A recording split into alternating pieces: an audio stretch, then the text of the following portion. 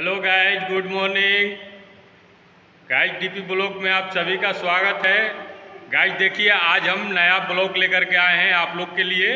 आज आप लोग को दिखाते हैं कि बिल्डिंग का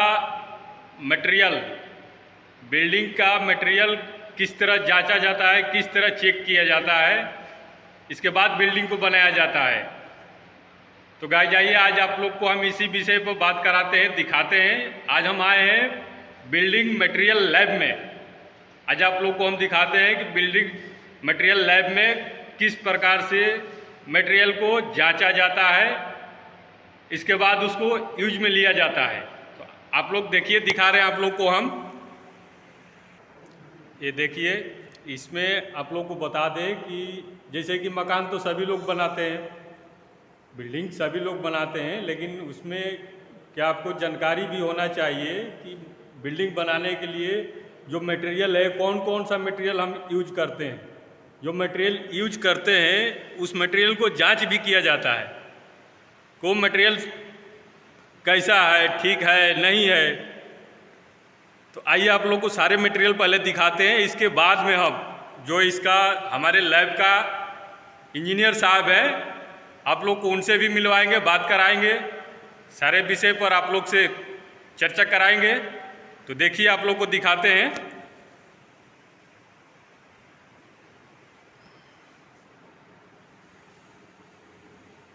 ये देखिए, इसमें देखिए रखा है, आपको बिल्डिंग बनाने के लिए की ज़रूरत पड़ेगा रेता यानी कि बालू, सीमेंट और गट्टी, सरिया, ईंट। तो देखिए यहाँ पर सारा चीज़ रखा हुआ है, ये देख रहे हैं।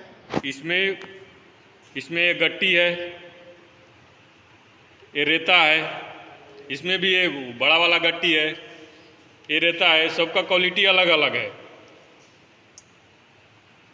सारे मटेरियल का क्वालिटी अलग अलग है। ये सीमेंट है, ये रेता है, ये सारे चीज़ को मिलाया जाएगा। मिला करके इसी सब मशीन से उसको टेस्ट किया जाएगा, चेक किया जाएगा कि जो हमारा बिल्डिंग बन रहा है। यहाँ पर देखिए तराजू भी रखा गया है। तराजू किस लिए रखा गया है? ये रखा गया है कि जितना मटेरियल है, सीमेंट है, गट्टी है, बालू है, उसको वेट करके हमको उसको बनाना है। मसाला बना करके फिर उसके बाद देखिए यहाँ पर एक ब्लॉक तैयार होगा, उसी का तैयार होगा। तैयार करने के बाद आप लोग को ये ब्लॉक कहाँ जाएगा, इसका जांच कहाँ पर होगा? इसका जांच होगा, ये देखिए, इसका जांच करने के लिए यहाँ पर मशीन रखा है। ये देखिए, ये मशीन है। इस मशीन पर उसका हार्डनेस दाब करके चेक किया जाएगा। यहाँ ये बताएगा कि वो जो मशीन है वो मटेरियल को लोड दिया जाएगा। इससे ये बताएगा कि कितना लोड वो सहन कर रहा है। इस अनुसार वो जिसमें हम मटेरियल मिलाए हैं, जितना उसमें गट्टी, सीमेंट, सारे को इस पर चेक किया जाएगा। चेक करने के बाद यहाँ ये बताएगा कि वो उसका जो लोड क्षमता है वो कितना ले रहा है। उस अनुसार आगे का जो कार्रवाई है, जो बिल्डिंग बनेगा, उसमें यूज करेंगे हम। ये देख रहे हैं ना। अभी देखिए, आप लोग को इसके विषय में हम मिलवाते हैं, बात करवाते हैं अपने इंजीनियर साहब से। सर कुछ बोलेंगे, बताएंगे?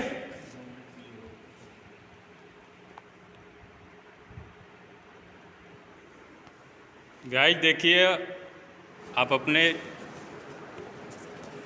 समझिए सवाल का क्वेश्चन। हमारा निर्माण उद्योग विकास परिषद, जिसका हमारा पूरी संस्था का जो नाम है वह है construction industry development council. Construction industry development council के अंदर हमारा एक विभाग आता है बिल्डिंग मटेरियल लैब, जो क्वालिटी डिपार्टमेंट होता है उसके अंदर। तो क्वालिटी के अंदर जो लैब है, लैब के अंदर हम आपको वो चीज़ उसका जानकारी देना चाह रहे हैं जो हमारे बिल्डिंग में प्रयोग होने वाले मटेरियल होते हैं वो यूज किए जाते हैं। उस मटेरियल को किस प्रकार यूज किया जाएगा और क्या मटेरियल क्या काम करेगा। उसके लिए आप देखते हैं कि फर्स्ट में हमारे पास में सीमेंट का मटेरियल आता है। सीमेंट के लिए जो टेस्ट किए जाते हैं, सीमेंट का कंसिस्टेंसी का टेस्ट है, सीमेंट का इनिशियल सेटिंग टाइम, सीमेंट का फाइनल सेटिंग टाइम और सीमेंट का कंप्रेसिव स्ट्रेंथ का, साउंडनेस का टेस्ट, इस प्रकार कई टेस्ट होते हैं फिजिकल में। उसके पश्चात केमिकल टेस्ट होते हैं। तो इन टेस्टों का जो परिणाम आता है उस परिणाम के आधार पर ही हम यह घोषणा करते हैं कि हमारा मटेरियल अच्छा है या हमारा मटेरियल काम करने योग्य है या प्रयोग करने योग्य है। अगर हमारा मटेरियल के अंदर परिणाम अच्छा प्राप्त नहीं होता है टेस्टिंग के बाद में तो हम उस मटेरियल को रिजेक्ट कर देते हैं। नेक्स्ट आपका कोर्स एग्रीगेट और फाइन एग्रीगेट का मटेरियल आता है। तो कोर्स एग्रीगेट, फाइन एग्रीगेट के जो मटेरियल इसके भी अलग अलग टेस्ट किए जाते हैं। तो टेस्ट में जैसे ग्रेडिंग हो गया, impact value, crashing value. Fine aggregate के अंदर सिल्ट कंटेंट हो गया, ग्रेडिंग हो गया, साउंडनेस हो गया। तो कई टेस्ट होते हैं। इन टेस्टों के आधार पर ही इसका परिणाम प्राप्त होने पर पता चलता है कि क्या हमारा मटेरियल अच्छा है या हमारा अच्छा नहीं है, क्या हम इसका प्रयोग कर सकते हैं। तभी उसको परमिशन दी जाता है जब हमारा मटेरियल का जो परिणाम हमें अच्छा प्राप्त होता है। उससे आगे हम कंक्रीट का बात करते हैं। तो कंक्रीट का जो क्यूब होता है, सीमेंट कंक्रीट जो क्यूब हम तैयार करते हैं उसकी स्ट्रेंथ का पता लगाने के लिए, तो स्ट्रेंथ के माध्यम से हम देखते हैं कि हमारा जितना स्ट्रेंथ हमारे अकॉर्डिंग टू डिज़ाइन होना चाहिए, क्या हमारा उतना स्ट्रेंथ आ रहा है या नहीं आ रहा है। उसी के हिसाब से फाइनल पता चलता है टेस्ट करने के बाद में। और जब परिणाम प्राप्त हो जाता है, अच्छा परिणाम हमको प्राप्त होता है, ठीक परिणाम प्राप्त होता है, हमारी जो डिजायर्ड स्ट्रेंथ होती है वही हमें क्यूब से प्राप्त हो रही है, तभी हम उसको बोलेंगे कि आप इसी प्रकार काम को आगे कीजिए, अन्यथा उसे काम को रोकना पड़ जाता है। नेक्स्ट, कंक्रीट के बाद में हमारे कई स्लम्प हैं। स्लम्प कौन जो है, स्लम्प कौन हमारा कंक्रीट के वर्केबिलिटी को चेक करने के लिए प्रयोग किया जाता है। उसके बाद आपका जो इम्पैक्ट वैल्यू, क्रैशिंग वैल्यू जो हम कोर्स एग्रीगेट कर निकालते हैं उसके लिए हमारे इंस्ट्रूमेंट होते हैं। उसके पश्चात सॉइल का जो होता है, सॉइल का जो हम प्लास्टिक लिमिट, लिक्विड लिमिट करके जो टेस्ट किया जाता है, कैसा ग्राइंड हमारे पास में यूज़ किया जाता है जिसके लिए, उसका टेस्ट किया जाता है। उसके बाद आप देखेंगे कि हमारे पास में कंस्ट्रक्शन के अंदर जो डावर का रोड डाला जाता है, उस रोड के अंदर जो हम डावर डालते हैं तो उसमें बिटवीन कंटेंट डाला जाता है। बिटवीन कंटेंट जो है वह पता लगाना पड़ता है कि किस लेयर के अंदर हमारा कितने % बिटवीन कंटेंट्स चल रहा है। तो उसके लिए हमें इसकी टेस्टिंग करनी पड़ती है। तो टेस्ट करने के बाद ही पता चलता है कि आपका बिटवीन कंटेंट्स क्या है। वो बिटवीन एक्सट्रैक्शन मशीन के माध्यम से किया जाता है। नेक्स्ट, बिटवीन का कंसिस्टेंसी चेक किया जाता है, वो पेनीट्रोमीटर से किया जाता है। इसका फ्लैश पॉइंट और फायर पॉइंट भी चेक किया जाता है कि कितने टेम्परेचर पर हमारे बिटवीन का फ्लैश पॉइंट आता है, कितने टेम्परेचर पर हमारा फायर पॉइंट आता है। उसको चेक करने के बाद ही उसी बिटवीन को प्रीफर किया जाता है कि अब इसका प्रयोग कर सकते हैं। इस प्रकार जब हमारा बिटवीन का काम हो जाता है, इसके अलावा जो हमारी जो सीमेंट के जो क्यूब भरे जाते हैं उसकी स्ट्रेंथ के लिए, तो उसके क्यूब हमारे अलग होते हैं। उसके बाद जब हमारा ये सब कुछ हो जाता है तो दोबारा से फिर उसी मटेरियल के ऊपर जाते हैं, तो कौन सा मटेरियल हमारा क्या काम आता है। तो उसके लिए मैंने अपने वीडियो में दिखा दिया गया है कि किस हर एक मटेरियल को सेपरेट करके एक डब्बे में रखा हुआ है ग्लास में, ताकि किस मटेरियल का क्या पर्पज़ है और वह किस प्रकार का होना चाहिए, ताकि आप केवल देखने के बाद पता लगा सके कि ये मटेरियल इस प्रकार का होना चाहिए। उसके बाद आप देखेंगे कि जो हमारे पास में फ्रेश कंक्रीट होता है उसके अंदर जो एयर इंटर किया जाता है, एयर इंटर हो जाता है, उसके अंदर जो एयर मिला हुआ होता है, तो इंट्रेंड एयर का पता लगाने के लिए कि वह कितने % है, उसके लिए एयर कंटेंट मीटर का प्रयोग किया जाता है।